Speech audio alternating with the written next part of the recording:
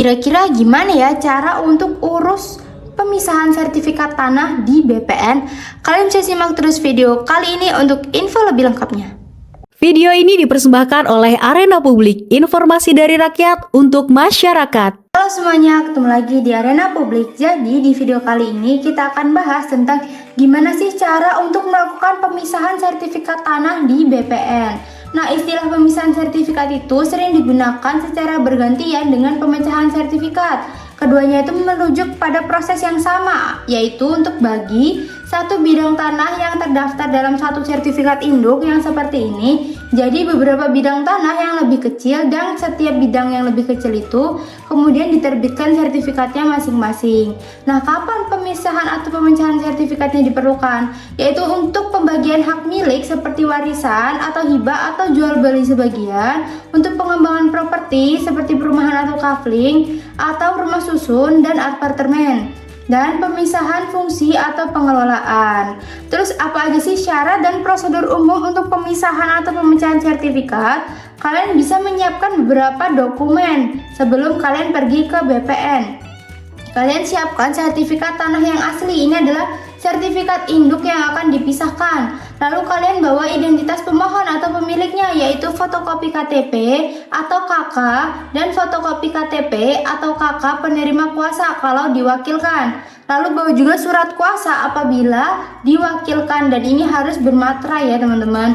Kalau pemiliknya adalah badan hukum, bisa lampirkan akta pendirian badan hukum dan perubahannya, serta fotokopi KTP pengurus yang berwenang.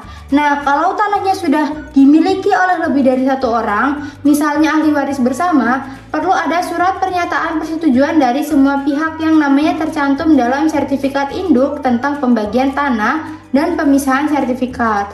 Lalu bawa juga bukti pelunasan pajak bumi bangunan dan PBB tahun terakhir atau tahun berjalan, dan formulir permohonan pemisahan sertifikat ini akan disediakan oleh BPN.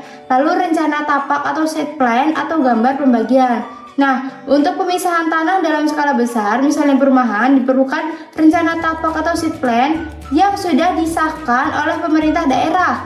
Nah, untuk pemisahannya sederhana, bisa berupa sketsa pembagian yang jelas. Terus tahapannya gimana untuk proses pemisahan sertifikat di BPN? Kalian bisa mengajukan permohonan di kantor pertanahan atau BPN. Lalu kalian bawa dokumen-dokumen yang sudah disiapkan tadi. Lalu kalian bisa ambil nomor antrean dan ke loket pelayanan yang melayani pendaftaran hak. Kalau dokumennya sudah lengkap dan sesuai, nanti kalian akan diarahkan untuk membayar biaya administrasi yang meliputi biaya pendaftaran, pengukuran, dan penerbitan sertifikat-sertifikat yang baru. Besarnya biaya ini tuh dihitung berdasarkan luas tanah yang dipisahkan dan jumlah sertifikat baru yang diterbitkan. Nanti petugas ukur dari BPN akan datang ke lokasi tanah untuk melakukan pengukuran dan pemetaan ulang sesuai dengan rencana pemisahan. Nah, kalian atau perwakilan kalian tuh wajib hadir saat pengukuran untuk menunjukkan batas-batas baru yang akan dipisahkan dan disepakati. Nah, berdasarkan hasil pengukuran di lapangan, nanti BPN akan menerbitkan surat ukur atau SU dan peta bidang yang baru untuk setiap bidang tanah yang telah dipisahkan.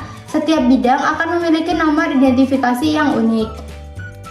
Lalu, data dari surat ukur dan peta bidang yang baru akan dicatat dalam buku tanah. BPN nantinya akan membuat buku tanah baru untuk setiap bidang hasil pemisahan. Nah, sertifikat induknya akan dibatalkan atau diberikan catatan khusus bahwa telah terjadi pemisahan atau pemecahan.